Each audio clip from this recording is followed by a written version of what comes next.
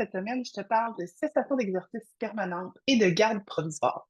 Avant de débuter, je te laisse visionner la petite capsule que j'ai publiée cette semaine sur Facebook et Instagram, qui est en introduction à ce dont on va parler aujourd'hui.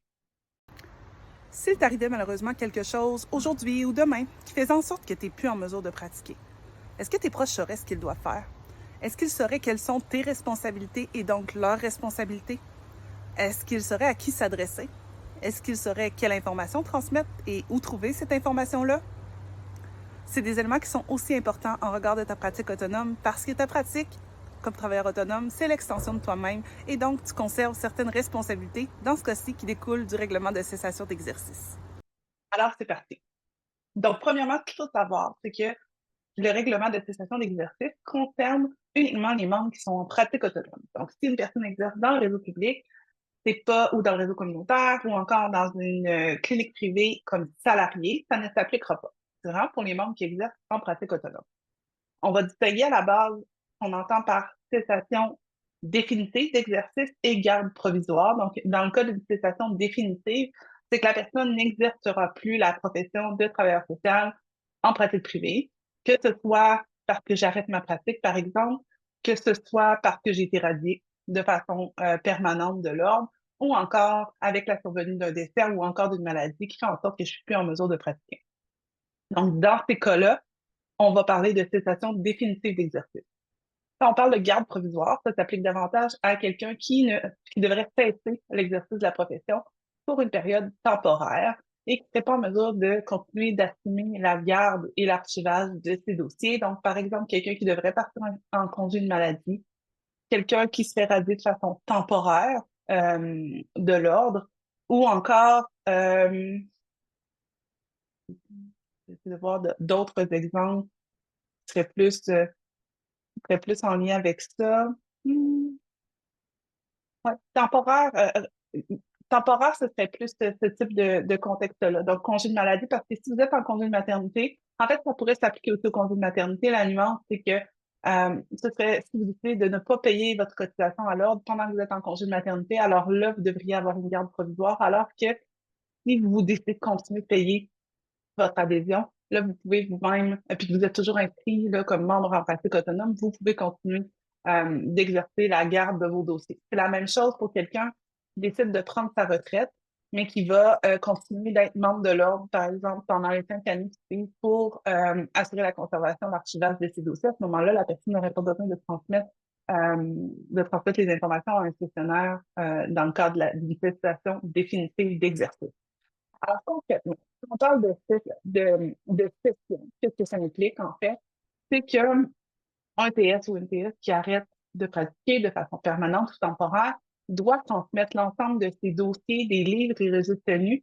Puis on parle aussi d'appareils et équipements, mais ça, on peut mettre une petite nuance là-dessus. Bref, tout ce qui concerne votre pratique doit être transmis à soit un gestionnaire ou encore le secrétaire de l'ordre.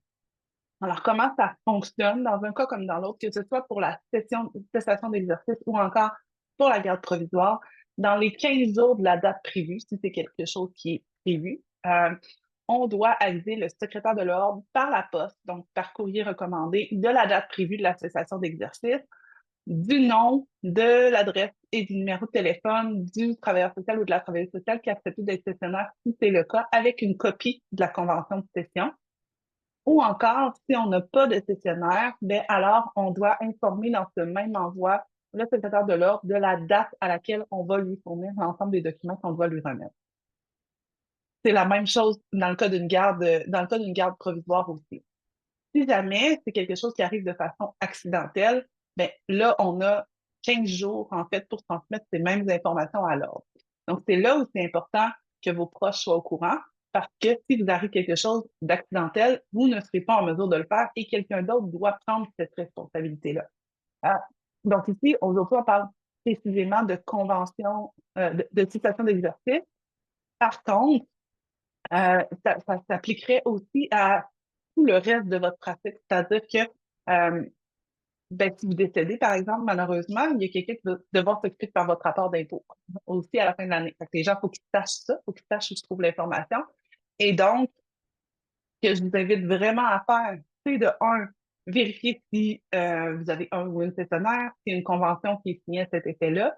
Si oui, s'assurer que vos proches sachent où se retrouve cette convention-là, qu'ils sachent également comment avoir accès à vos dossiers, à vos livres et registres. Donc, ici, on parle plus sur l'aspect financier, en fait. Donc, qu'ils puissent avoir accès à ce qui concerne votre pratique rapidement.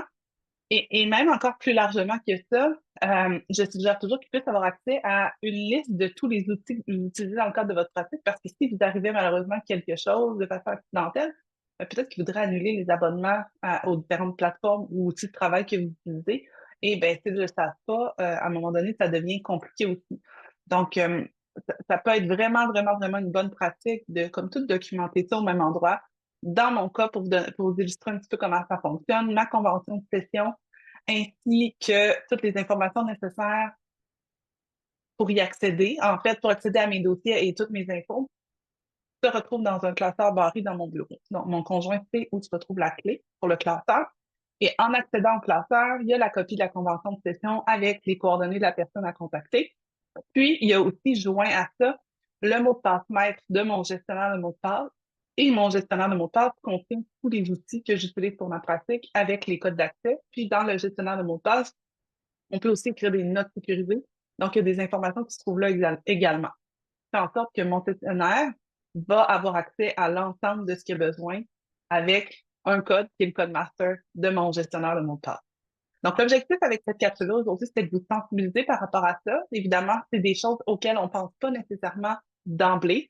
Euh, Maintenant, vous savez à quoi vous êtes tenu et ça peut vous aider à transmettre l'information à vos proches afin qu'ils puissent savoir à quoi eux seront tenus dans l'éventualité où ils arrivait quelque chose.